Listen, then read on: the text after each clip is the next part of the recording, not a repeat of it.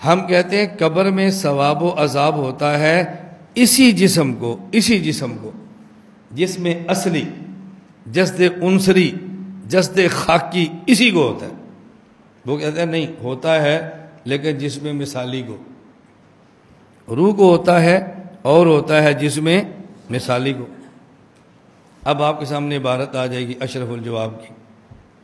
حکیم الامت مولانا اشرف علی تھانوی فرماتے ہیں کہ جو عذاب و ثواب ہوتا ہے وہ جس میں مثالی کو ہوتا ہے. اب دلیل آ گئی. تم کہتے ہو ہم اکابر کو مانتے ہیں. مولانا اشرف علی تھانوی اکابرین میں سے نہیں ہیں. جی ہیں، وہ تو اشرف الجواب میں کہہ رہے ہیں عذاب جس میں مثالی کو ہوتا ہے. وہ ہمارا عقیدہ ہے، تمہارا تو نہیں ہے.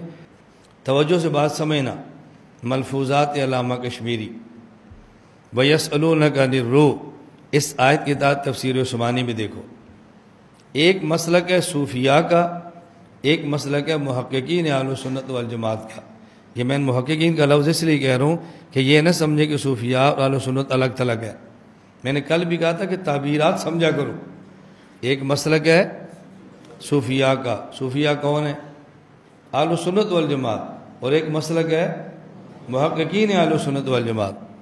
جس طرح ہمارے اسٹیج پر کچھ علماء ہیں جن کا مجمع بھی بہت بڑا ہوتا ہے، تو لوگ ہم سے کہتے ہیں جی آپ نے یہ کہا، وہ یہ کہتے ہیں. میں نے کہا میں تو محقق نہیں ہوں، میں تو ناقل ہوں محققین کا.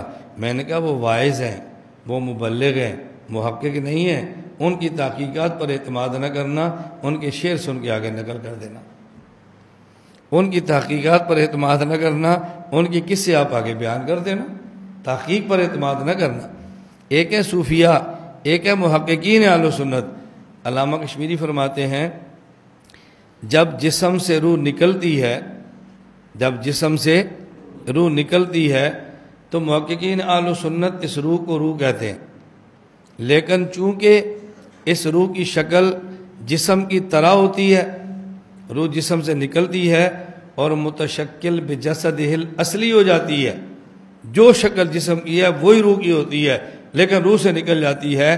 محققین اہل سنت اس کو روح ہی کہتے ہیں اور صوفیاء اس کو روح نہیں کہتے بلکہ جسد مثالی کہتے ہیں.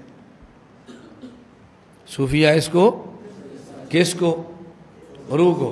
اب محققین کہتے ہیں کہ ثواب اور عذاب براہ راست روح کو ہوتا ہے، روح کے واسطے سے جسم کو ہوتا ہے. محققین کہتے ہیں کہ جسد مثالی کو ہوتا ہے اور واسطے جسد اصلی کو ہوتا ہے. تو جسے محققین روح کہہ رہے تھے اسے صوفیاء جسد مثالی کہہ رہے تھے. تو حضرت تھانوی نے جسد اصلی کے عذاب و ثواب کا انکار نہیں کیا بلکہ روح کو جسد مثالی فرمایا ہے. اب یہ جو منکرین ہیں ان کے ہاں تین چیزیں ہیں. نمبر ایک روح، نمبر دو جسد مثالی، نمبر تین جسد اصلی. اور اہل سنت والجماعت کے دو چیزیں ہیں. نمبر ایک جسد اصلی، نمبر دو روح. اور صوفیاء کے دو چیزیں ہیں. نمبر ایک جسد اصلی، نمبر دو روح. محققین روح کو روح کہتے ہیں اور صوفیاء روح کو جسد مثالی کہتے ہیں. کیوں؟ اس کی شکل جس میں مثالی کی طرح ہوتی ہے.